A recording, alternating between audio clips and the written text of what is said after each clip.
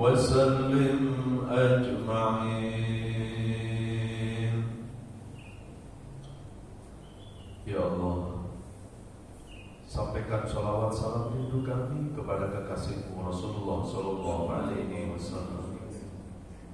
Ya Allah, sandingkan kami, sandingkan seluruh keluarga kami, sandingkan ayah ibu kami, kelak di akhiratmu bisa bersanding dengan Rasulullah di dalam surga, bisa bersanding dengan orang-orang yang kau kasihi.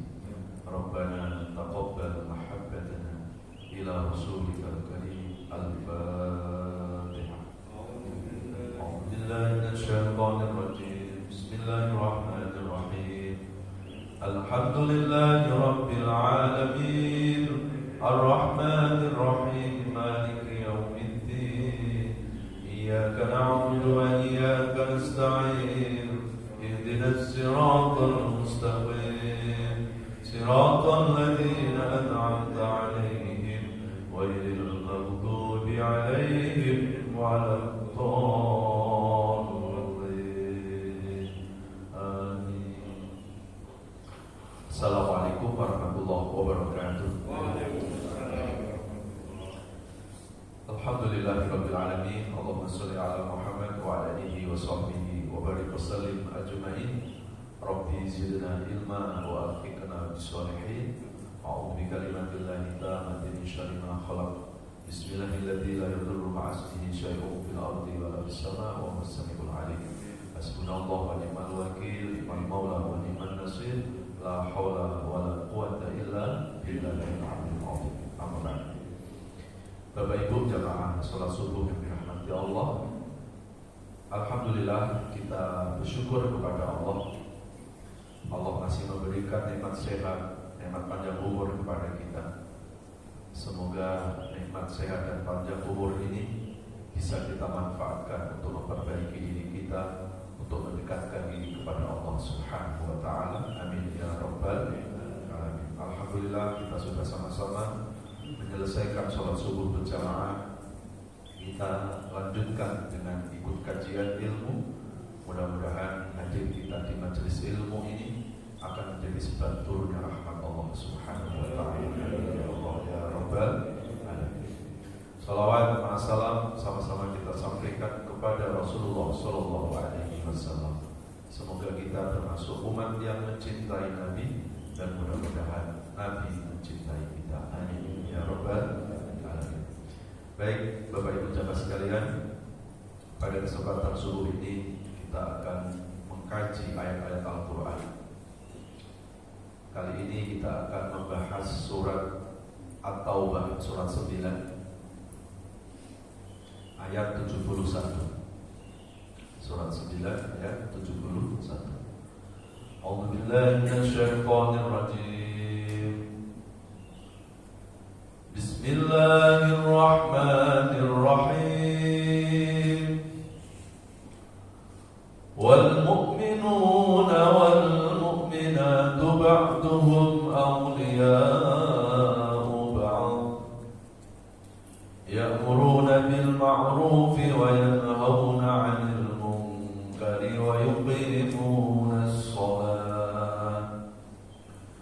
ويقيمون الصلاة ويؤتون الزكاة ويطيعون الله ورسوله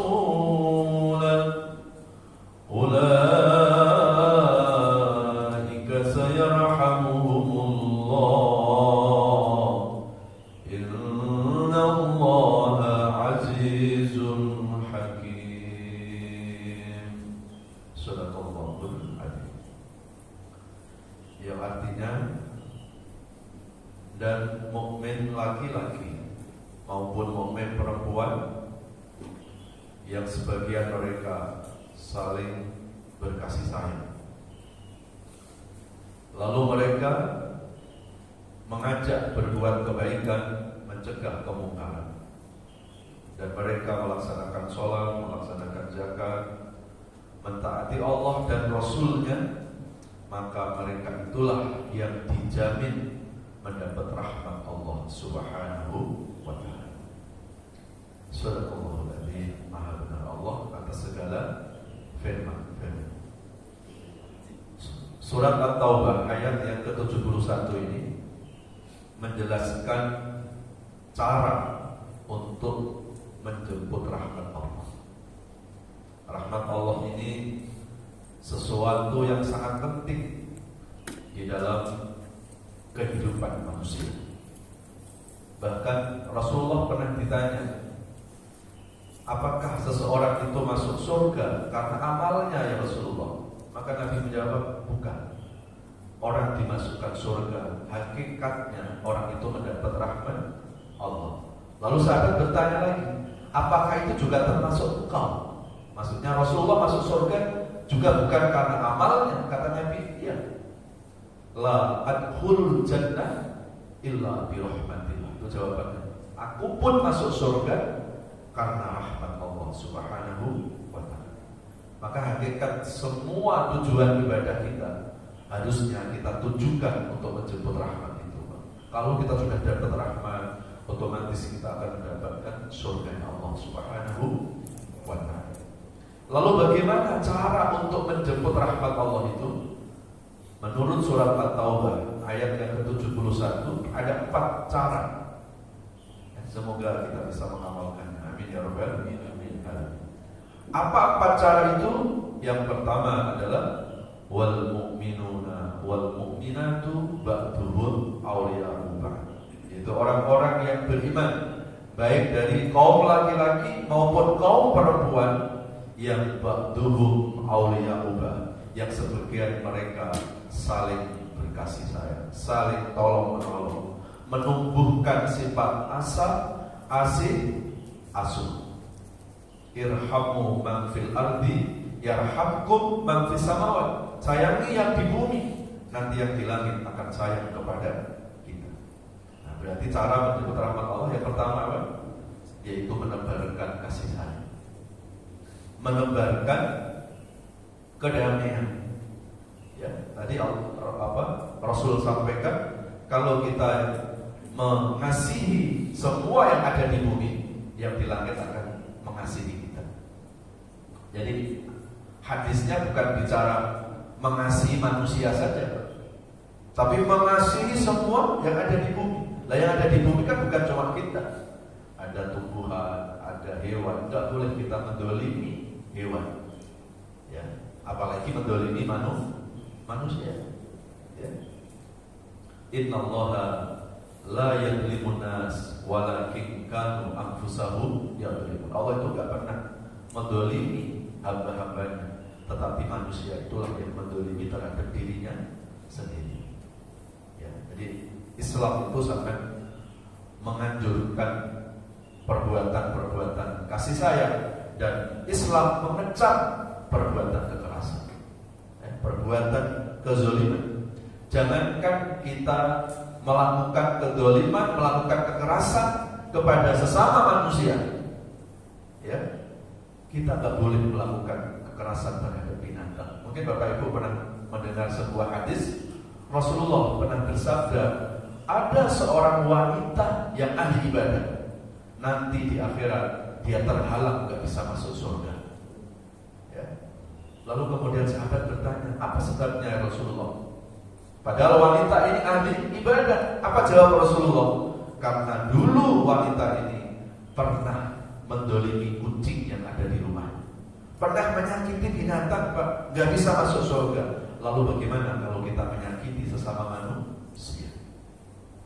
Apalagi sampai melakukan kekerasan hingga menghilangkan nyawa seseorang. Wah, itu termasuk salah satu dosa yang besar. Al-qatlun nafsi minal kabair, membunuh jiwa, melakukan kekerasan sampai menghilangkan nyawa seseorang, itu adalah biang keroknya dosa, kedengkotnya dosa. Ya, bahkan kalau kita buka di surat Al-Maidah surat kelima ayat 32, min ajli dzalik katabna ala bani Israil annahu man qatala nafsan bighairi nafsin aw fasadin fil ard faka'annama qatala an-nasa jami'an wa man ahya an-nas faka'annama ahya an-nasa jami'an ila akhir ayat. Itu Al-Maidah surat kelima ayat 32. Barang siapa yang membunuh satu manusia tanpa ada alasan yang dibenarkan oleh agama, bukan dalam peperangan, bukan karena melaksanakan keputusan pengadilan, ya, tidak ada alasan untuk membunuh, maka membunuh satu orang dosanya seperti membunuh seluruh manusia di dunia. Hari ini saja manusia di dunia kurang lebih ada 7 miliar. Yang dimaksud ayat tadi seluruh manusia di dunia itu dari sejak Nabi Adam sampai nanti hari kiamat, Pak. Dan orang yang dibunuh itu, kata Rasulullah, di akhirat akan nuntut nyawa kepada yang membunuh. Mana nyawaku yang kamu ambil? Dan gak mungkin manusia bisa memberikan nyawa. Akhirnya apa kata Rasulullah, Pak? Seluruh dosa-dosanya yang dibunuh ditransfer Allah kepada yang membunuh, dan semua kebaikan yang membunuh diberikan kepada yang membunuh, yang dibunuh tadi. Kita berlindung kepada Allah. Jangan sampai dalam diri kita ada sifat-sifat kekerasan, ya, apalagi sampai menghilangkan nyawa seseorang. Ya, surat An-Nisa surat keempat ayat 93 ini menguatkan lagi, wa may yaqtul mu'mina muta'ammidan fajazaohu jahannam, ya, khalidan fiha wa ghadiba Allahu 'alaihi wa la'anahu wa 'adda lahu 'adaban 'azima. Barang siapa membunuh seseorang yang beriman tanpa ada alasan yang benar secara berencana, maka fajazaohu jahannam, balasannya adalah neraka jahannam. Gak cuma di situ, Pak, khalidan fiha, udah pasti kekal abadi. Dan wa ghadiba Allah akan memurkainya. Gak cuma di situ, wa la'anahu, Allah melaknatnya, wa 'adda lahu 'adaban 'azima, Allah akan memberikan azab yang sangat berat. Kata azab berat, Pak, berat di sini bukan menurut manusia. Kalau berat menurut manusia itu beda dengan berat menurut Allah. Saya dilempar batu segede genggaman tangan ini kena kepala saya ngomong aduh berat, gitu kan? Itu berat menurut manusia. Tapi berat menurut Allah enggak begitu. Bumi langit ini, Pak, ringan dan kecil menurut Allah. Kalau bumi langit yang sebesar ini Allah katakan kecil, ringan, lalu bagaimana ketika Allah mengatakan azab itu berat? Enggak bisa kita bayangkan. Jamaah sekalian yang dirahmati Allah Subhanahu wa ta'ala. Maka kenapa Islam itu menganjurkan kita untuk bersilaturahim? Ini ada hubungannya nih, Pak. Kenapa Islam menganjurkan untuk bersilaturahim? Tujuan silaturahim itu bukan sekedar ketemu fisik. Apa arti fisik kita berdekatan kalau hati kita masih berjauh? Apa arti kita ketemu salaman tangan sampai 2 jam. Tapi kalau hati masih bermusuhan, Pak, itu belum silaturahim. Silaturahim yang dianjurkan Islam itu adalah menumbuhkan kasih sayang itu, menumbuhkan empati, menumbuhkan kepedulian, menumbuhkan persaudaraan di antara kita. Ya, kalau sekarang kan bahasa silaturahim sudah lebih cair, Pak. Kalau dulu kan kita dengar bahasa silaturahim kayaknya ya apa silaturahim, jadi agak sedikit aduh, saya lagi sibuk, saya lagi banyak tugas, ya. Nah, sekarang pakai bahasa yang cair, ya, ngopi aja, sering ngopi, ya. Jadi kalau orang tuh sering ngopi, sering silaturahmi seperti kayak itu, maka insya Allah tidak ada persoalan yang tidak bisa diselesaikan. Ya, sampai Rasulullah mengatakan apa? La tajidu raihal jannah, tidak bakal mencium bau harumnya surga. Ya, jadi mencium bau harumnya surga saja enggak, apalagi masuk surga. Siapa mereka? Aqul walidain, anak yang durhaka sama orang tua, wa qati'ur rahim, dan yang memutuskan tali silaturahmi. Berarti masuk surga enggak cukup sholat toh. Masuk surga enggak cukup hanya ibadah saja. Selain ibadah baik, sholat kita baik, ternyata kalau kita sebagai seorang anak, Pak, surganya anak itu ada di ridho orang tua juga. Tapi hari ini kadang banyak anak-anak cari surga di tempat yang jauh-jauh. Dan kalau hari ini anak-anak masih punya orang tua itu surga. Bahagiakan orang tua, pasti kita akan dibahagiakan oleh Allah. Ya. Apalagi orang tua itu sudah tinggal satu rumah dengan anaknya, Pak, yang merawat anaknya. Gak perlu anak cari surga di luar rumahnya, Pak, karena sudah ada surga dalam kamar rumahnya. Kemudian yang kedua apa? Yang tidak bisa mencium bau harumnya surga, qati'ur rahim, orang yang memutuskan tali silaturahim. rahim. Maka sering-seringlah kita ngopi dan sering-sering kita bersilaturahmi. Tujuannya apa? Biar tumbuh kasih sayang di antara kita. Ya, teman sekalian yang dirahmati Allah Subhanahu wa taala. Nah, kemudian bukti bahwa Islam itu sangat membenci tindakan-tindakan kekerasan, tindakan-tindakan radikal. Kita bisa buka lagi surat Ali Imran, surat ketiga ayat 159. A'udzubillahi minasyaitonir rajim. Bismillahirrahmanirrahim. Fabima rahmatin minallahi linta lahum walau kunta faddan ghalidhal qalbi lanfaddu min hawlik fa'fu anhum wastaghfir lahum wa shawirhum fil amr fa idza azamta fatawakkal 'ala Allah innallaha yuhibbul mutawakkilin. Shadaqallahul adzim. Ali Imran surat 3 ayat 159. Ini ada korelasi dengan surat At-Taubah tadi. Fa bima rahmat ya. Maka dengan rahmat Allah hendaklah engkau wahai Rasulullah bersifat lemah lembut kepada semua manusia. Jadi Rasul diperintahkan berkasih sayang bukan hanya kepada orang Islam saja, Pak, tapi kepada seluruh manusia. Walaupun manusia itu di luar agama kita. Ya, urusan perbedaan agama sudah turun ayat lakum dinukum waliyad, sudah selesai itu, Pak. Ya. Kita tidak usah lihat perbedaan agama seseorang, tapi pertajam persamaan saja. Persamaan kita dengan mereka manusia. Kita manusia, kita disakiti, kita nggak mau. Kenapa pula kita menyakiti mereka? Ya. Kalau kepada orang yang berbeda Tuhan saja, kita harus tetap berbuat baik, berkasih sayang. Lalu bagaimana kalau sesama umat Islam? Pantas gak sesama umat Islam saling provokasi? Ya, hanya gara-gara beda fikih, beda pemahaman, beda politik, umpamanya, gak perlu, Pak. Ya, sudah saatnya umat Islam itu mempertajam persamaan, bukan mempertajam perbedaan. Musuh umat Islam sekarang ini bukan hanya musuh eksternal, ada musuh internalnya, Pak. Dan musuh internal umat Islam sekarang ini apa? Adalah perpecahan antar umat Islam itu sendiri. Dan hari ini sudah mulai nampak. Ya, hanya gara-gara beda fikih, beda pemahaman, satu masjid kayak gak kenal, Pak. Selalu kadang bicara sunnah, tapi senyum aja susah. Karena dia menganggap sebelahnya bukan orang yang sama pemahamannya. Dan sudah berapa banyak sesama muslim saling menyesatkan, saling membid'ahkan, padahal yang disesatkan saudara muslimnya sendiri. Ya, dan yang kita sedih lagi saling mengkafirkan pada sesama umat Islam. Tuhannya sama, nabinya sama, Qurannya sama, kiblatnya sama, itu Pak. Masjidnya juga sama, Pak. Pergi hajinya masih ke Mekah sama ya, belum ke Sentul itu. Hanya gara-gara beda fikih saling provokasi. Dan ini pernah disampaikan Rasulullah 15 abad yang lalu, Pak.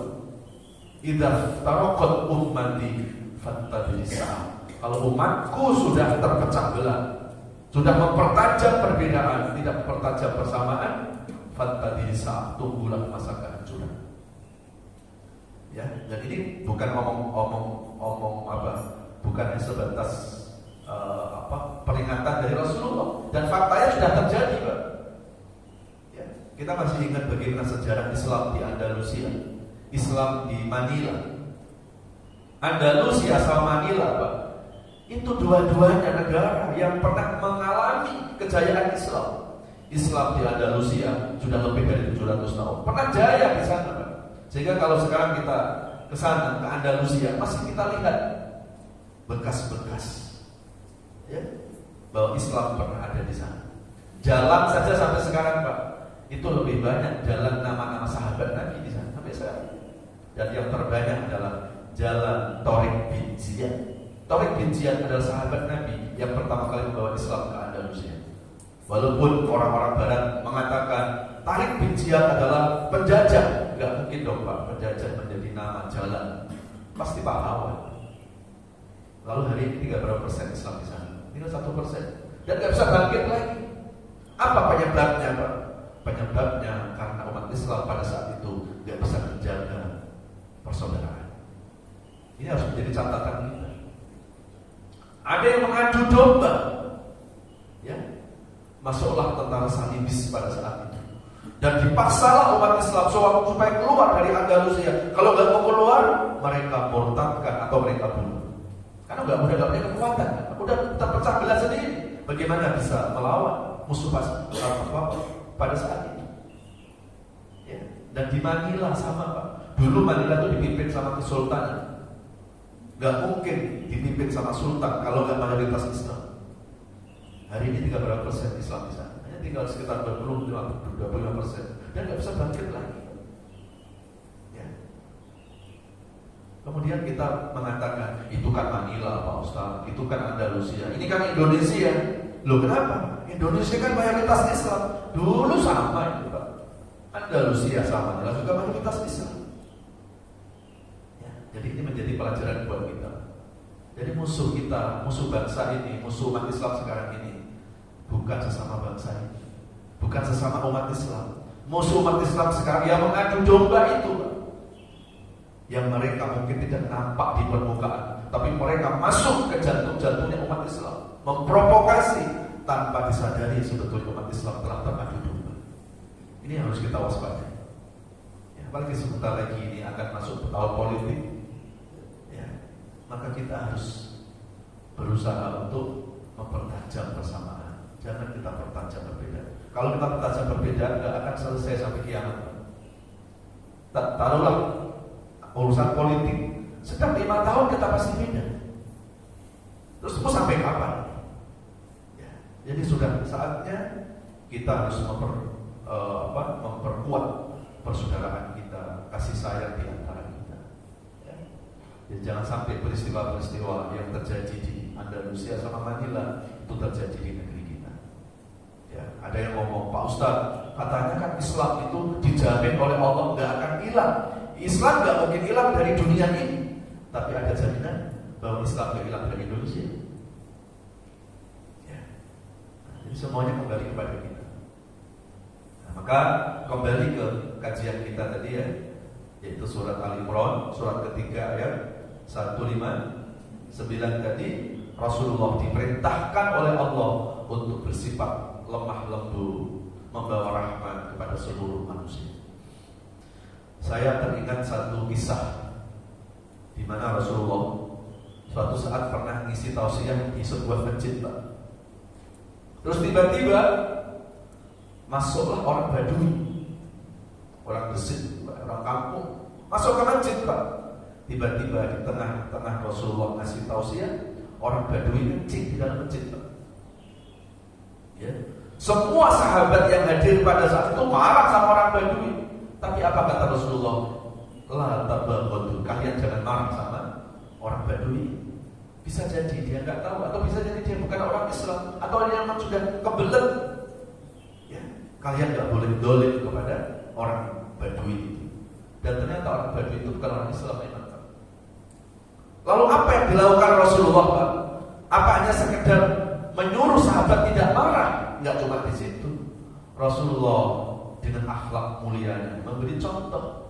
Rasul mengambil sorbannya, dan sorban itu digunakan untuk mengepel, untuk mengelap kencingnya orang Badui itu. Dan orang Badui terpesona, melongok melihat Rasul seperti itu. Lalu orang Badui tanya, ini siapa orang baik, Pak? Ya, dikasih tahu itu adalah Rasulullah Muhammad SAW. Dan kata Rasulullah, cepat kamu pulang aja kamu. Karena Rasul khawatir, Pak, nanti akan terjadi kekerasan kepada orang Badui. Keesokan harinya orang Badui kembali ke masjid lagi, bukan mau kencing, Pak, tetapi keesokan harinya orang Badui menyatakan, wahai Muhammad, wahai Rasulullah, aku empati, aku simpati dengan akhlak. Hari ini saksikan wahai Muhammad, asyhadu an la ilaha illallah wa asyhadu annaka Muhammadan Rasul. Hari ini aku masuk Islam.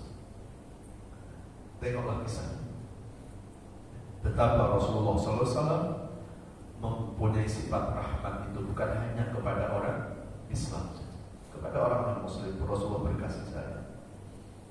Jadi sebetulnya Islam itu nggak perlu diajari toleransi, Pak.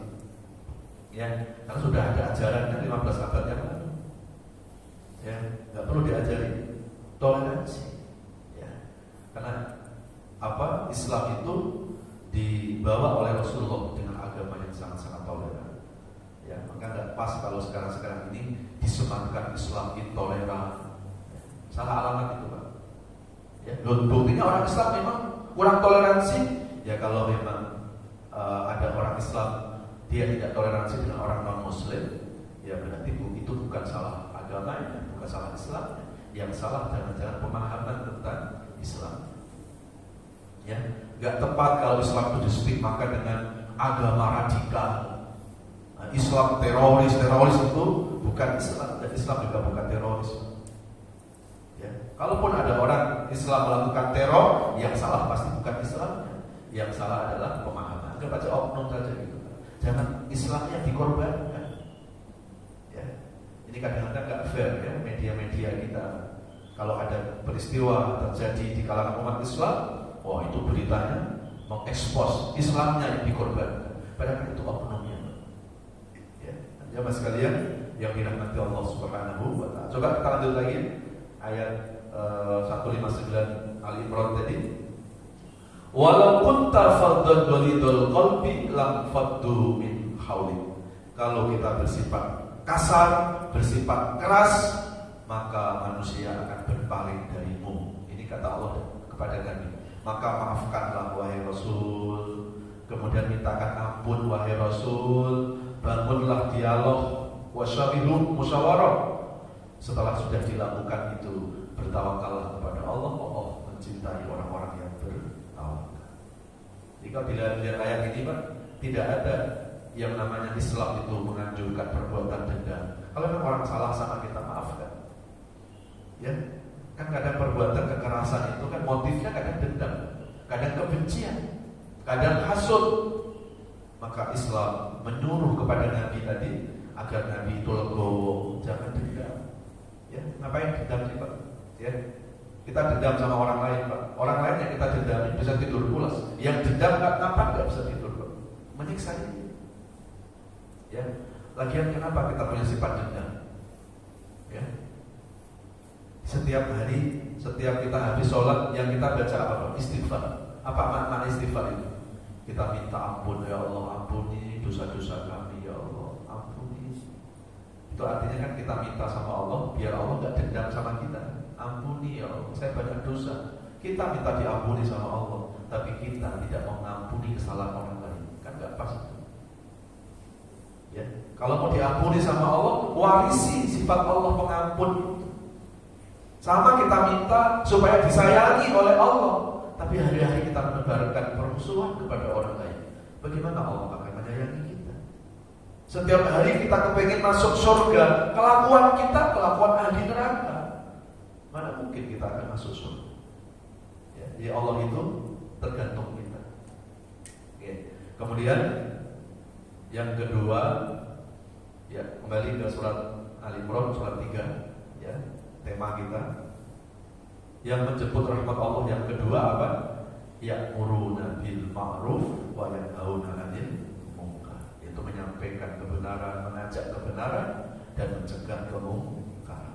Ini juga menjemput rahmat Allah, Pak. Jadi kalau kita cuek, ada orang berbuat dosa, biarin aja. Kan dia berbuat dosa, yang penting saya enggak. Kan banyak kan orang punya pemahaman itu. Kan yang korupsi dia, saya kan enggak korupsi. Yang zina dia, kan saya enggak zina.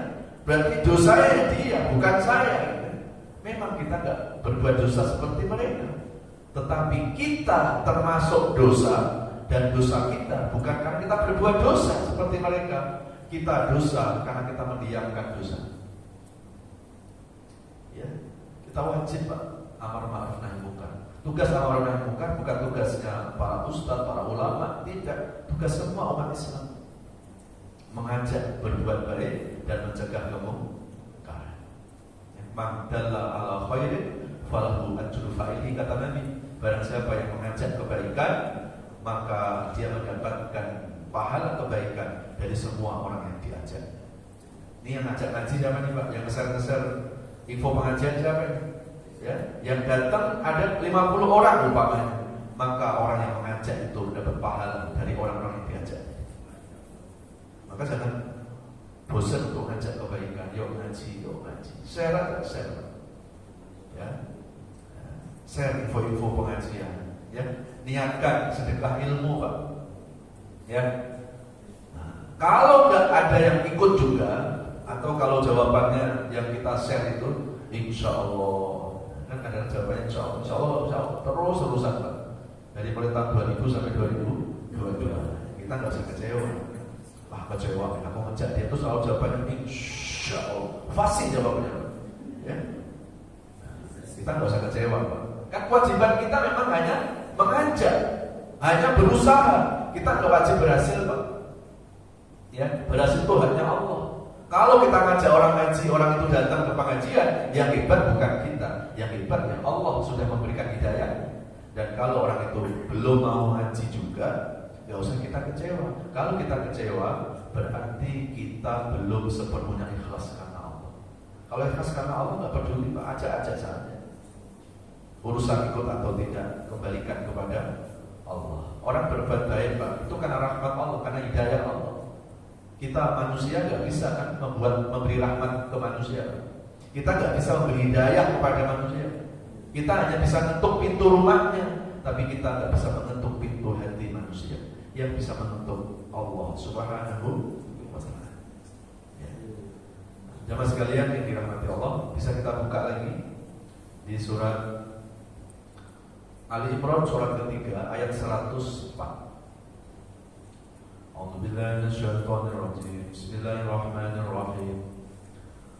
Waltakum minkum ummatun yad'una ilal khairi wa ya'muruna bil ma'ruf wa yanhauna 'anil munkar wa ulaika humul muflihun.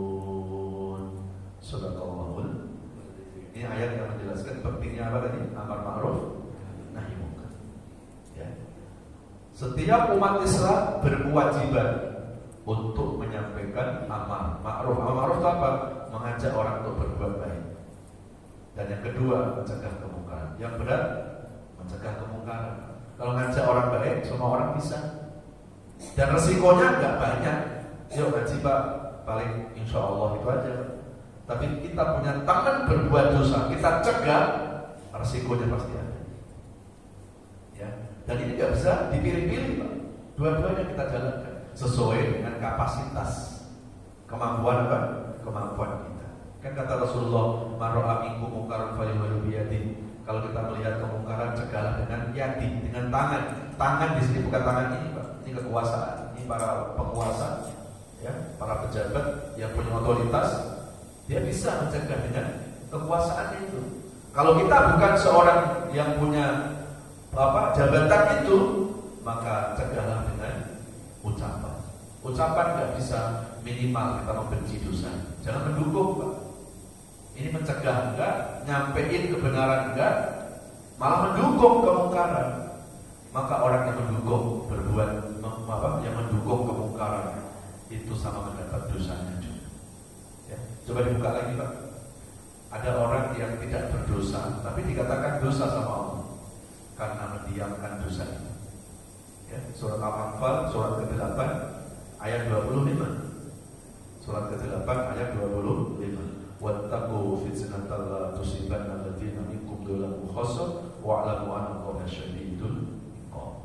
Itu surat Al-Anfal surat ke-8 ayat 25. Takutlah dengan siksa Allah. Nah, coba direnungi. Takutlah dengan siksa Allah, di mana Allah tidak menyiksa kepada orang yang berbuat dosa saja, kepada orang yang dolim saja. Tetapi Allah juga menyiksa kepada orang yang baik namun mendiamkan dosa. Ya. Jadi kita nggak berdosa, Pak, tapi kita mendiamkan dosa sama. Ya. Maka di sini pentingnya kita punya kerisauan. Kalau ada hal yang nggak baik, kita harus peduli, Pak. Jangan malah kong, jangan malah kita mendukung.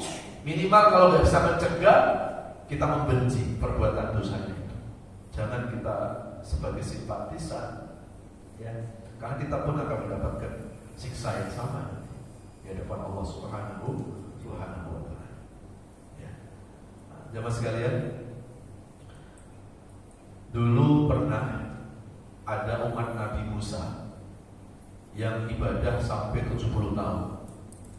Dia meninggalkan rumahnya, pergi ke atas gunung, dan dia ibadah di sana sampai 70 tahun. Lalu pada suatu saat Nabi Musa berdialog dengan Allah. Nabi Musa itu bisa bercakap sama Allah. Wa kallamallahu Musa taklima. Lalu kata Allah, wahai Musa, datangi ke gunung itu. Di gunung itu ada umat yang ibadah 70 tahun. Lalu untuk apa ya Allah? Sampaikan kepadanya bahwa dia min ahlina, termasuk ahli neraka. Ya, karena ini perintah Allah ya, Nabi Musa melaksanakan. Dicari ke gunung, ketemu Pak sama orang itu. Dia 70 tahun meninggalkan keramaian. Dia mau fokus ibadah kepada Allah. Lalu Nabi Musa mengatakan, anta min ahlina, kau termasuk ahli neraka. Nangis Pak. Dalam satu riwayat, fabaka bakaan syadida. Dia menangis dengan tangisan yang sangat hebat. Kenapa nangis Pak? Kata orang tadi, wahai Nabi Musa, aku meninggalkan rumah, aku meninggalkan keramaian, aku datang ke atas gunung ini biar aku bisa fokus, khusyuk ibadah kepada Allah. Dan harapanku ya biar aku masuk surga. Tapi nyatanya Allah menakdirkan aku termasuk ahli neraka. Ya sudah, aku terima. Lalu orang itu minta sama Nabi Musa, tolong wahai Nabi Musa, aku ikhlas kalau aku harus masuk neraka, enggak apa-apa. Tapi tolong mintakan kepada Allah, karena engkau seorang nabinya Allah. Biar ketika Allah memasukkan neraka, aku minta biar Allah membesarkan badanku sebesar pintu neraka.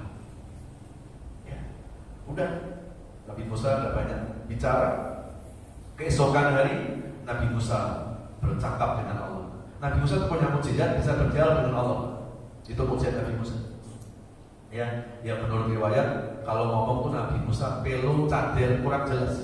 Makanya doanya Rabbi Syrah bin Sodri wa Yassir itu doa Nabi Musa. Ternyata di balik ucapannya yang cadir itu, Nabi Musa punya kelebihan, hatinya bisa bercakap dengan Allah. Ini menjadi pelajaran Pak. Jangan kita melihat orang itu dari fisiknya. Mungkin cacat fisiknya, tapi hatinya belum tentu. Ada orang yang matanya melihat, tapi hatinya buta. Ya, nah, Nabi Musa itu mulutnya Pak kalau ngomong nggak jelas, tetapi dia bisa berdialog dengan Allah. Kita yang ngomongnya jelas belum tentu Pak. Maka keesokan harinya Allah Nabi Musa datang ke Gunung Tur Sina bercakap dengan Allah dan menyampaikan, ya Allah, amanat kemarin sudah kami sampaikan. Ya. Lalu dia bilang apa? Dia sih nangis. Lalu dia minta supaya nanti kalau kau masukkan neraka, badannya supaya dibesarkan sebesar pintu neraka. Ya. Akhirnya Allah langsung katakan, Musa, sekarang datang lagi kamu ke sana. Untuk apa ya? Sampaikan kepadanya bahwa aku rubah. Sekarang dia termasuk ahlul jannah, ahli surga. Lalu Nabi Musa bingung, ya Allah, kemarin neraka, kenapa sekarang surga? Ya. Apa kata Allah? Kalau kemarin saya katakan dia ahli neraka, karena dia hanya ibadah untuk mikirin selamatnya diri sendiri. Dia hanya beribadah untuk kepengen masuk surga sendiri. Ya. Maka ketika dia minta supaya badannya dibesarkan sebesar pintu neraka, itu artinya dia sudah memikirkan keselamatan orang lain. Biar orang lain tidak bisa masuk neraka. Itu kan artinya dia memikirkan keselamatan orang lain. Maka sebab itu aku haramkan masuk neraka. Tengok kisah ini Pak. Berarti seorang muslim yang baik gak cukup kita puas dengan kebaikan kita sendiri Pak. Orang yang baik itu dia akan menjadi jalan kebaikan buat orang lain. Muslim yang baik bukan hanya cari selamat sendiri, tapi menjadi jalan keselamatan untuk orang lain. Khairun nas anfa'uhum linnas, sebaik-baik manusia ketika memberi manfaat pada orang. Nah, disinilah pentingnya kita amar ma'ruf nahi munkar tadi, memikirkan keselamatan umat, memikirkan keselamatan orang lain, bukan mikirin diri sendiri. Kalau kita mikirin diri sendiri, Itu ada orang ibadah 70 tahun nggak bisa masuk surga karena dia cuek terhadap orang-orang, terhadap kemaksiatan. Ya. Baik, nah waktunya ya. Mau dilanjut sampai selesai apa cukup? Masih ada 2 poin lagi nih ya. Atau kita sambung lagi nanti kalau ada kesempatan ya. Saya kasih kesempatan kalau Bapak Ibu ada pertanyaan silakan. Ada pertanyaan? Ya silakan Bu.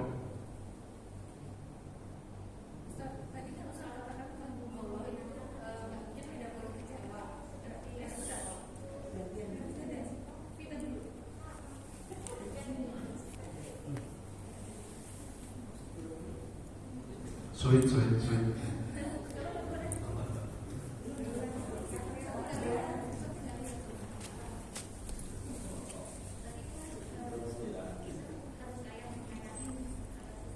Agak kurang jelas ya? Ya.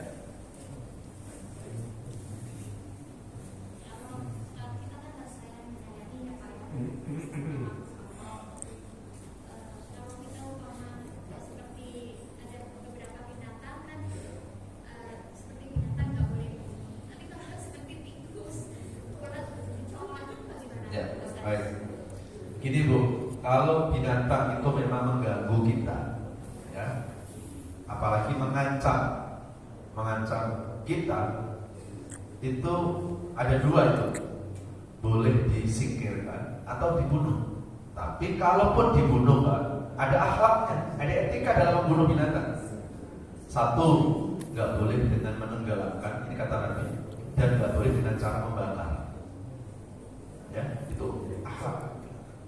Dan tidak boleh membunuh dengan cara melamakan sakaratul mautnya. Maka kalau dalam sunnah, dalam fikih sunnah, ketika kita menyembelih binatang, faidah dabahtum fa'ahsinul dzibha. Kalau menyembelih binatang, tajamkan pisau itu biar cepat meninggal. Karena binatang itu punya naluri, Pak. Dia merasakan sakitnya juga. Bahkan kalau dalam fikih sunnah itu menyembelih korban, Pak, nggak boleh, Pak. Sebelahnya ada binatang hidup, terus melihatin hewan sebelah yang disembelih, ditutupin, Pak.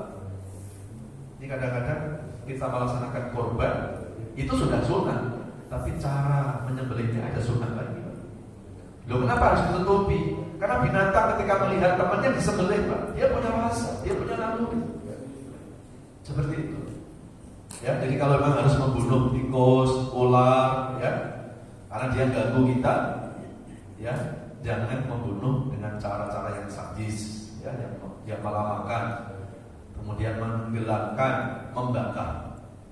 Kenapa kok nggak boleh dengan membakar? Karena hewan itu punya naluri, Pak, bahwa api itu panas. Memang akal nggak ada, tapi dia punya naluri. Jadi sebelum kita masukkan api, dia sudah kesakitan, nggak boleh. Menenggelamkan juga sama. Nah, jadi bukan berarti ini ada ular yang mau bikin kita terus kita bilang ya udahlah kita harus berkasih sayang. Justru itu malah kita mendolimi terhadap diri sendiri. Wala tulqu bi aydikum ila tahlukah wa ahsin. Jangan kita jatuhkan diri kita dalam kebinasaan. Jadi kita pun juga harus menjaga diri tadi. Ya, tapi kalau harus membunuh ya seperti tadi Bu ya. Sebaiknya kalau ular jangan dibunuh di dalam rumah, Pak. Kalau ular ya. Karena kata Rasulullah, kebanyakan jin itu kadang menjelma 2 binatang. 1 ular, yang kedua adalah anjing warna hitam. Itu kadang-kadang banyak jelmaan jin. Ya, makanya kalau kita keluar rumah tiba-tiba lihat ada anjing malam-malam warna hitam, Pak, kita baca a'udzubillahi minasyaitonir rajim supaya kita terlindung. Ya, ular juga sama. Ular itu kadang binatang yang paling senang dijelmai oleh jin. Nah, kalau nanti kita bunuh di rumah kita, kan dia punya komplotan. Ya, maka terjadi fenomena-fenomena kesurupan itu karena kita nggak mengikuti akhlak Nabi. Ya, jadi ada aturan sebentar, Pak. Itu Bu Vita dulu, ya. Nanti baru Bapak.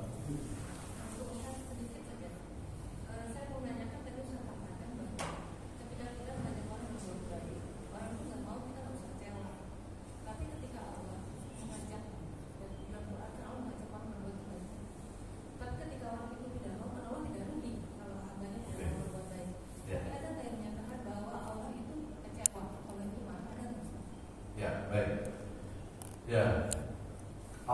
kecewa dengan manusia maksudnya? Tidak. Bahkan dikatakan innallaha la yadlimun nas walakin kanu anfusahum yadlimun. Allah itu tidak pernah kecewa dengan hambanya.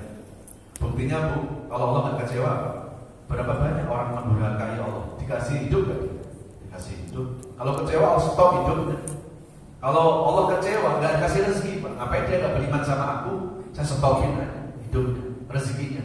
Buktinya yang maksiat dikasih rezeki, yang taat dikasih rezeki, yang tidak beriman sama Allah pun dikasih hidup sama Allah. Nah, jadi Allah tidak pernah dolim terhadap hambanya. Yang dolim itu kita. Ya, ini kalau kita buka di surat An-Nisa surat 4 ayat 40, innallaha la yadlimun nas wala innallaha la yadlimu misqala dzarrah wa in taku hasanatan yudhifha. Allah itu tidak pernah mendolimi hambanya. Setiap kebaikan-kebaikan hambanya Allah akan balas dengan kebaikan yang berlipat ganda. Itu di surat An-Nisa surat 4 ayat yang ke-40. Jadi Allah tidak pernah dolim kepada hamba. Maka kita pun ya jangan kita ngaku punya Allah tapi kita nggak mewarisi sifat Allah. Nah itu ya. Kita kalau ngaku sebagai hamba Allah, ya ciri-ciri hamba Allah itu apa? Mewarisi sifat Allah. Salah satu sifat Allah itu Allah nggak pernah kecewa. Ya, sama seperti kita ngaku umat Rasulullah, tapi kok nggak mewarisi akhlak Rasul. Ya, jadi kalau kita mengakui Allah sebagai Tuhan kita, Allah itu punya asmaul husna, punya sifat-sifat yang mulia. Salah satunya Allah al-afu, Allah al-ghafur. Itu artinya Allah tidak dendam, Allah tidak pernah kecewa.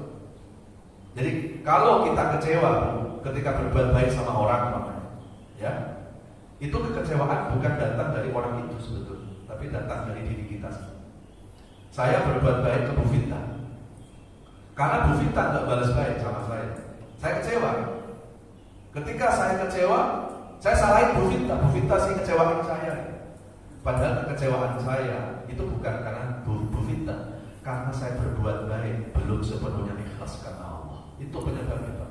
Karena kalau berbuat baik ikhlas karena Allah, ngapain kita balasan dari manusia? Mau dikecewain manusia dia nggak akan kecewa, karena dia yakin kebaikannya nggak akan dikecewakan oleh Allah. Sekarang yang nyuruh berbuat baik kepada kita, yang nyuruh kan Allah kan? Kalau yang nyuruh Allah, ngapain kita balasan dari manusia? Makanya sering kecewa, karena nggak mungkin manusia bisa memuaskan kita. Ya, tapi kalau kita berbuat baik sepenuhnya ikhlas karena Allah, dijamin kita nggak akan kecewa, Pak. Jadi kalau ada kekecewaan selama ini, jangan orang lain yang disalahkan. Mungkin kita berbuat baik belum sepenuhnya ikhlas karena Allah. Ada istri berbuat baik ke suami, tujuannya apa? Biar nanti suamiku nambahi uang belanja. Ternyata suaminya nggak membalas, Pak, kepada istri. Istri gimana, Bu? Kecewa. Lalu yang disalahkan si suaminya. Padahal kekecewaan istri kepada suami itu karena istri berbuat baik kepada suami, masih berharap balasan manusia. Coba kalau berharap balasan Allah, dia nggak akan pernah kecewa, Pak. Ya, dia nggak akan pernah kecewa. Karena yang nyuruh berbuat baik suami ke istri kan Allah. Kalau yang nyuruh Allah, ngapain kita minta balasan dari manusia? Loh, tapi kan istriku, suamiku mengecewakan. Mungkin suami istri mengecewakan, tapi mungkinkah Allah mengecewakan? Tidak. Ya. Orang tua berbuat baik kepada anak nggak balas, orang tua kecewa. Kan begitu biasanya, Pak. Nah, kekecewaan orang tua bukan karena anak itu, Pak. Berbuat baik ke anak belum sepenuhnya ikhlas karena Allah. Orang tua jantungan gara-gara anak, itu bukan anak yang buat jantungan, karena orang tua yang belum ikhlas sepenuhnya karena Allah. Masih nuntut balasan dari anak itu, Pak. Padahal yang nyuruh berbuat baik orang tua ke anak itu Allah. Kalau yang nyuruh Allah, yang pas ya kita minta balasan dari Allah. Insya Allah gak akan kecewa. Ya seperti itu. Pak, saya terakhir lagi. Apakah ada nabi yang tidak dimusuhi? Apakah ada nabi yang tidak dimusuhi? Ya. Karena nabi ini memang tugasnya amar ma'ruf nahi munkar. Sepertinya nggak mungkin. Yang memusuhi Nabi pasti yang mungkar. Ya, nggak mungkin yang baik itu memusuhi Nabi. Dan ini menjadi satu sunatullah, Pak. Ketika kita hari ini menyampaikan kebenaran, mencegah kemungkaran, Nggak ada yang gratis. Pasti kok ada konsekuensinya. Dari dulu sampai sekarang, yang namanya kebaikan pasti dihadapkan dengan kebatilan. Itu dari dulu, itu sunatullah. Nabi Ibrahim berhadapan dengan Namrud, Nabi Musa berhadapan dengan Fir'aun, Rasulullah berhadapan dengan Abu Jahal, Abu Lahab, dan seterusnya. Nah, hari ini mungkin Abu Jahalnya sudah bukan Abu Jahal itu, ya. Hari ini Fir'aunnya sudah bukan Fir'aun itu. Hari ini Namrudnya sudah bukan Namrud itu. Tapi yang tidak senang dengan kebaikan, ya, itu pasti ada. Maka ketika kita sudah berani amar ma'ruf nahi munkar, harus kita menanggung risikonya. Dan risikonya pasti itu. Bahkan nabi-nabi nggak cuma hanya dimusuhi, dibunuh. Nabi Zakaria digergaji oleh orang-orang Bani Israil. Ya, gitu. Jadi kalau hanya cuma bully-bully itu biasa. Maka ketika kita sudah niat untuk amar ma'ruf nahi munkar, tata hati kita. Kalau kemudian ada orang membuli kita, biarkan saja. Kalau ada bulian-bulian, itu artinya bahwa kebaikan kita lagi diseleksi oleh Allah. Kita termasuk yang istiqomah atau luntur. Kalau luntur ya KW gitu. Kalau KW nanti surganya juga surga KW. Itu sudah sunatullah. Ya, baik ya, saya kira itu yang bisa disampaikan pada subuh hari ini. Semoga ada manfaatnya. Sebetulnya masih ada 2 lagi tips untuk menjemput rahmat Allah. Insyaallah nanti lain waktu kita lanjutkan dulu. Kita berdoa kepada Allah. Bismillahirrahmanirrahim. Alhamdulillahirabbil alamin. Allahumma shalli ala Muhammad wa ala alihi wa sahbihi wa barik wa sallim ajmain. Ya Allah ya Rahman, ya Allah ya Rahim. Ya Allah, bila hidup ke depan kami masih membawa kebaikan-kebaikan, ya Allah, mohon panjangkan usia kami, ya Allah. Berikan keikhlasan dan kesabaran dalam menjalani sisa-sisa hidup ini, ya Allah. Berikan kesehatan jasmani rohani kami, ya Allah. Angkat seluruh penyakit-penyakit kami, ya Allah, baik penyakit fisik maupun penyakit hati yang susah diobati, ya Allah. Ya Allah, berikan keikhlasan, ya Allah. Berikan kesabaran dalam menjalani ujian-ujian-Mu ini, ya Allah. Karena apapun yang terjadi dalam hidup ini, semua ini adalah rencana-Mu, ya Allah. Semua ini adalah takdir-Mu, ya Allah. Kami tidak mungkin mampu melawan rencana-Mu, ya Allah. Ya Allah, berikan kekuatan kami agar kami mampu ikhlas dan sabar menghadapi ujian-Mu, ya Allah. Ya Allah, dari mulai hari ini sampai Engkau mencabut nyawa kami, tetapkan iman dan Islam kami, ya Allah, sehingga hanya nama-Mu yang kami sebut ketika kami mengembuskan nafas terakhir kami, ya Allah. Ya Allah, sebelum ajal menjemput kami, izinkan kepada kami untuk bertaubat kepada-Mu, ya Allah. Ya Allah, ajarkan kepada kami makna taubat, ya Allah, agar kami mampu menyadari dosa-dosa kami selama ini, ya Allah. Kami sadar kami bukan orang yang suci dari dosa, ya Allah. Kami bukan orang yang suci dari kesalahan, ya Allah. Kami menyadari banyak dosa-dosa dari masa lalu hingga saat ini, ya Allah. Ampuni, ya Allah, dosa-dosa kami. Jangan Kau balas dosa-dosa kami dengan kemurkaan-Mu, ya Allah. Jangan Kau balas dosa-dosa kami dengan musibah-musibah yang selalu menghampiri hidup kami, ya Allah. Wassallallahu ala nabiyyina Muhammadin wa ala alihi wasallam. Walhamdulillahi rabbil alamin. Subhanakallahumma wa bihamdika asyhadu an la ilaha illa anta astaghfiruka wa atubu ilaik. Mohon maaf lahir batin. Wassalamualaikum.